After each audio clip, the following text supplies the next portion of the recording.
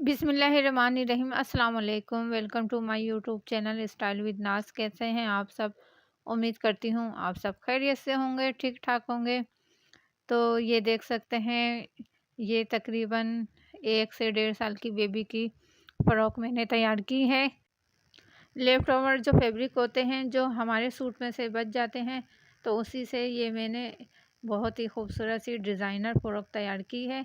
तो इस तरीके से आप अपने घर में भी आप अपनी बेबीज़ की बहुत ही ब्यूटीफुल सी फ़्रॉक को रेडी कर सकती हैं। और इस फ़्रॉक का फुल ट्यूटोरियल आज मैं आपको बताऊंगी इसी वीडियो में। तो ये देख सकते हैं, ये इस तरीके से ये मेरे पास मेरी ही एक कुर्ती का फैब्रिक बचा हुआ था। तो इसके साथ हमने इस फ़्रॉक को रेडी करना है। तो इसके लिए इस तरीके से पहले मैं इसको बिल्कुल सीधा कर लूँगी। सबसे पहले हमने फ़्रॉक के घेरे की कटिंग करनी है। तो उसके लिए ये मैंने सीधा पीस कट कर लिया है और इसको मैंने 2 फोल्ड में करके रख लिया है। तो ये लेंथ मुझे चाहिए तकरीबन 10 इंच और इसकी मैं मेजरमेंट लूँगी। तो ये तकरीबन आ रहा है 8.5 इंच।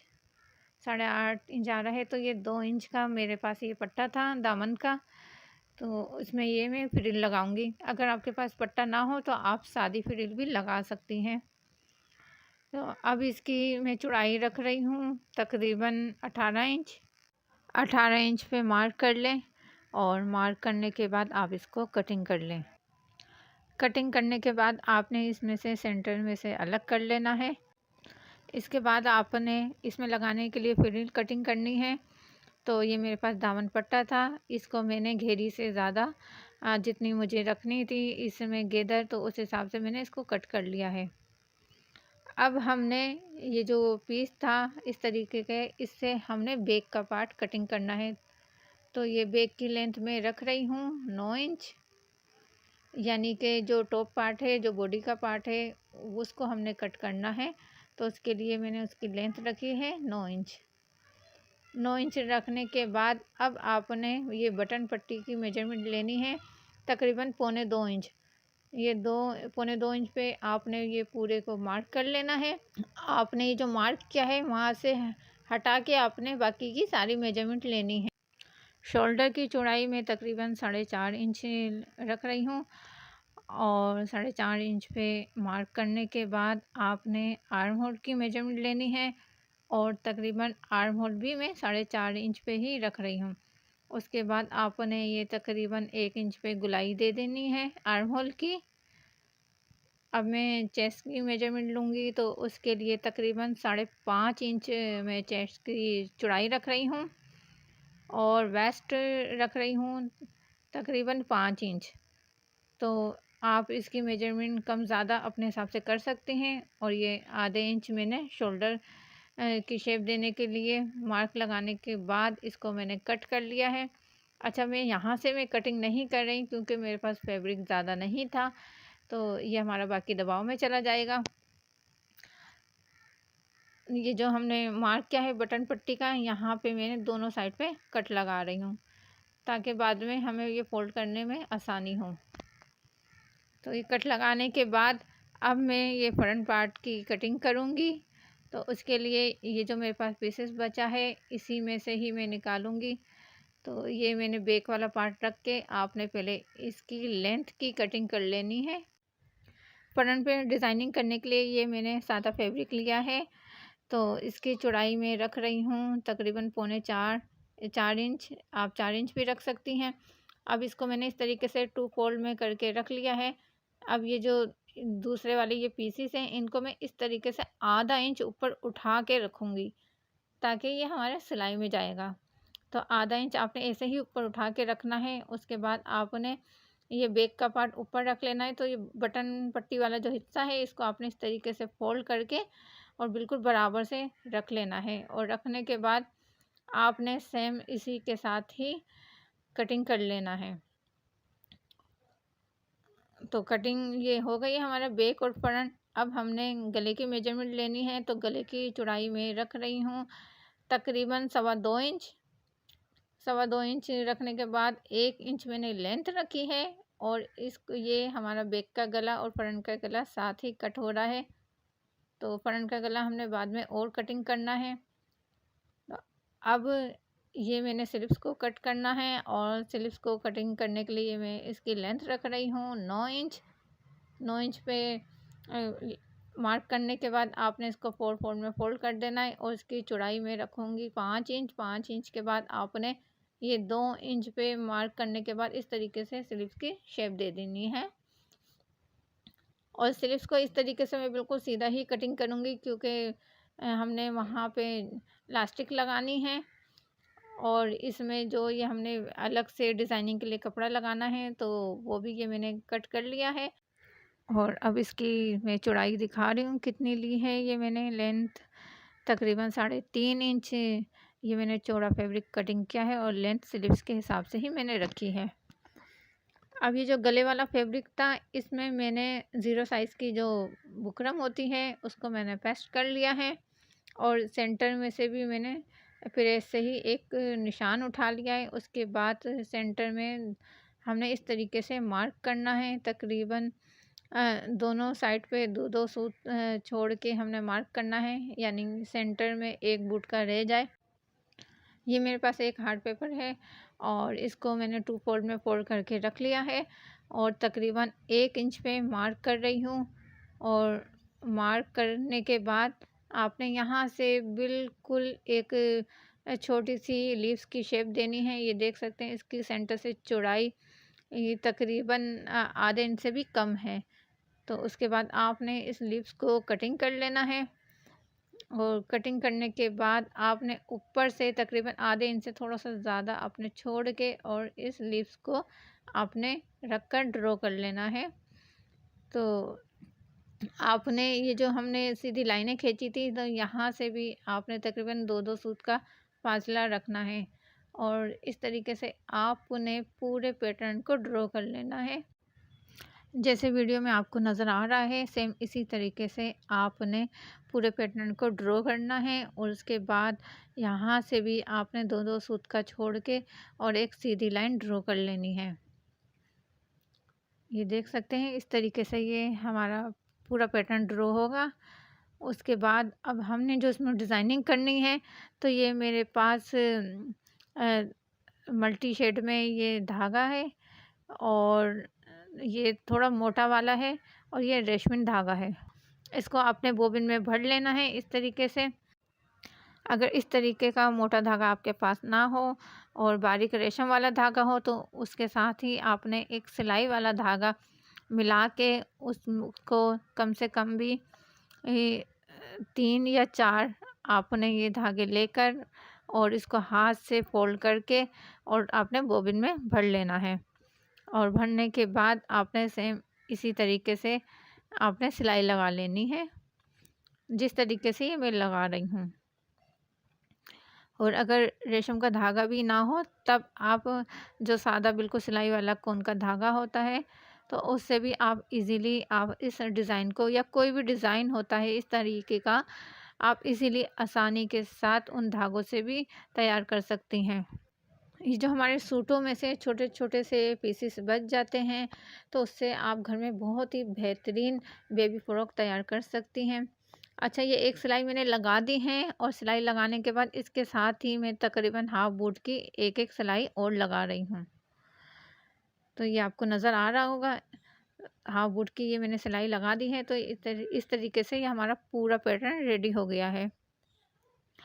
उसके बाद हमने जो गले के पास जो एक्स्ट्रा बुकरम थी वो कटिंग कर दी है। अब हमने इस डिज़ाइन को, जो फ्रंट के पीसेस थे हमारे, उसके साथ हमने ये अटैच कर लेना है। इस तरीके से ये दोनों पीसेस को आपने सिलाई लगा के और अटैच कर लेना है। इसके बाद आपने इसकी जो है दोनों साइड में लब की सिलाई लगा लेनी है। तो ये हमारा फ्रंट का पार्ट भी रेडी हो गया है। इसमें अब मैं नग लगाऊंगी। तो ये मेरे पास नग थे, जो हमने डिज़ाइन तैयार किया था उसमें मैं नग लगा लूँगी। नग ना हो तो आप मोती भी लगा सकते हैं। ये ऊपर वाले मैंने डिज़ाइन का एक एक हिस्सा ये मैंने छोड़ दिया था। यहाँ पे नग नहीं लगाना है आपने, क्योंकि यहाँ पे मैं गले की और थोड़ी सी कटिंग करूँगी। तो मैंने आधे इंच की पहले कटिंग कर ली थी, और उसके बाद में आपके सामने ये दिखा रही हूँ तकरीबन 1.5 इंच, क्योंकि पहले हमने 1 इंच उसके बैक के साथ हमने गला कटिंग किया था, फिर आधे इंच की मैंने और कटिंग की। उसके बाद मैं इसकी तकरीबन आधे इंच की और कटिंग करूँगी, आधे इंच से थोड़ी सी ज़्यादा, यानी कि टोटल अगर मैं आपको गले की लेंथ बताऊँ तो है 2.2 इंच, यानी 2.5 इंच से थोड़ा सा कम। अब ये बैक पार्ट है, तो जहाँ हमने ये कट लगाए थे बिल्कुल उसी पर आपने ये फोल्ड करके इस तरीके से सिंपल आपने सीधी सिलाई लगा लेनी है। और सीधी सिलाई लगाने के बाद आपने जो बटन पट्टी वाला हिस्सा है उसको ऊपर रख कर और यहाँ पे तकरीबन 1 से 1.5 इंच तक आपने इसको अच्छे से बंद कर देना है। बंद करने के बाद आपने इसके शोल्डर जॉइंट कर लेने हैं। और शोल्डर जॉइंट करने के बाद हमने ये घेरी में फ्रिल लगानी है, तो इसकी मैंने गेदर डाल ली थी। अब घेरी वाला फैब्रिक मैंने सीधा रखा है और इस तरीके से ये सीधा वाला हिस्सा फ्रिल का घेरी की साइड में, उल्टा वाला ऊपर है। तो ये फ्रिल मैंने इसलिए ऊपर रखी है क्योंकि इसमें बॉर्डर है, तो बॉर्डर सिलाई में ना दबे, तो इसलिए मैंने फ्रिल को ऊपर रख के लगाया है। उसके बाद ये मैंने गुट की सिलाई लगा दी। अब आपने घेरी की भी इस तरीके से चुन्नटें डाल लेनी है। चुन्नटें डालने के बाद आपने इसको बॉडी के साथ अटैच करना है। तो दोनों घेरियां आपने इस तरीके से अटैच कर लेनी है। अब हमने स्लीव तैयार करनी है, उसके लिए सिंपल मैंने हाफ बूट की इसमें हेम कर ली थी। और ये जो हमने इसमें डिज़ाइन के लिए फैब्रिक लगाना है, इसकी भी आपने एक साइड से हेम कर लेनी है। हेम करने के बाद हमने इसमें तकरीबन 1.5 इंच का स्लीव्स में मार्क करना है और यहाँ पे हम लगाएंगे लास्टिक। तो इस तरीके से आपने मार्क कर लेना है। उसके बाद ये लास्टिक है और लास्टिक को इस तरीके से आपने ये फोल्ड करके आधा इंच और इस उल्टी साइड पे ही ऐसे आपने सीधी सिलाई लगा लेनी है। तो दूसरी तरफ से भी आपने इसी तरीके से फोल्ड करके रखना है और आपने सिलाई लगा लेनी है। अच्छा, मैं लास्टिक की मेजरमेंट आपको बताना भूल गई थी। तो लास्टिक मैंने ली है तकरीबन 7.25 इंच की, तो आप उससे कम ज़्यादा भी कर सकती हैं। तो एक सिलाई लगाने के बाद मैंने ये बूट की सिलाई लगा ली है। स्लीव्स तैयार होने के बाद सिंपल आपने स्लीव्स को अटैच कर लेना है और दोनों स्लीव्स को आप अटैच कर लें। उसके बाद अब हम इसमें लगाएंगे कॉलर। तो कॉलर के लिए ये मेरे पास पीस है, ये मेरे पास 2 पीस है और इसकी सबसे पहले एक मैं मेजरमेंट ले रही हूँ 3 इंच। 3 इंच पे ये एक मार्क लगाने के बाद यहाँ से आपने गले को रखना है सीधा। अब यहाँ पे मैं एक सिलाई वाला मार्क लगा रही हूँ, ये आप देख सकते हैं तकरीबन आधा इंच जो हमने सिलाई लेनी है और सिलाई से हटा के आपने गले को रखना है इस तरीके से। और रखने के बाद आपने इसकी मार्किंग करनी है। तो आप पहले इसको अच्छे से सेट करके रख लें। उसके बाद इसी तरीके से जैसे इसकी शेप बनी हुई है गोलाई की, तो इसी तरीके से आपने इसको मार्क करना है।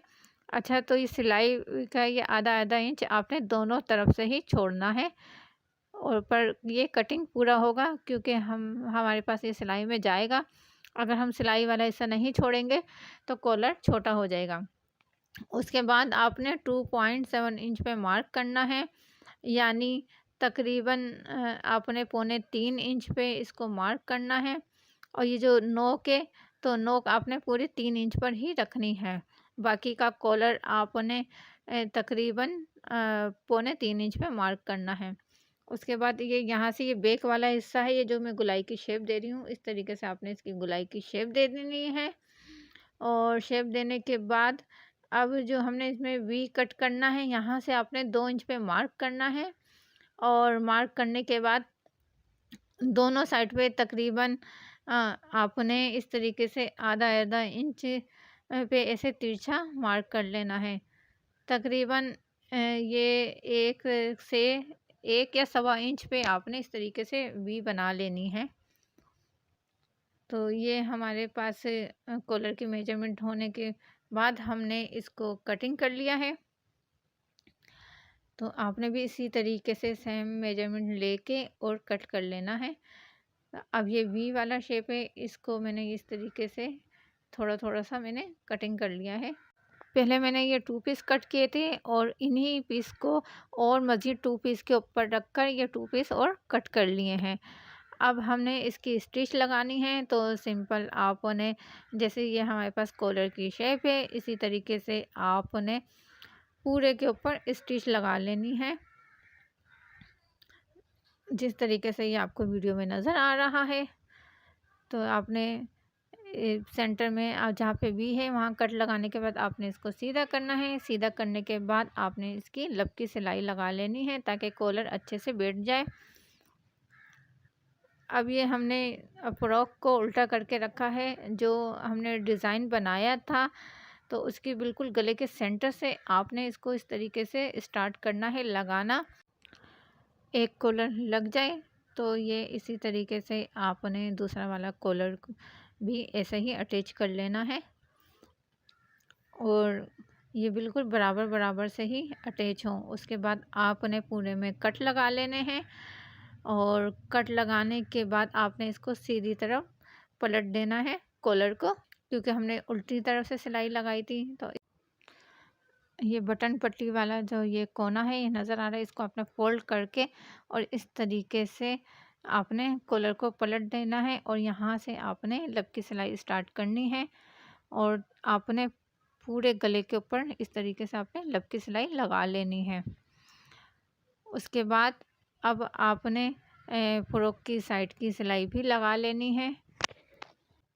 सिलाई लगाने के बाद ये जो कॉलर में मैंने फूल बना के लगाए हैं वो भी अब मैं आपको दिखा देती हूँ।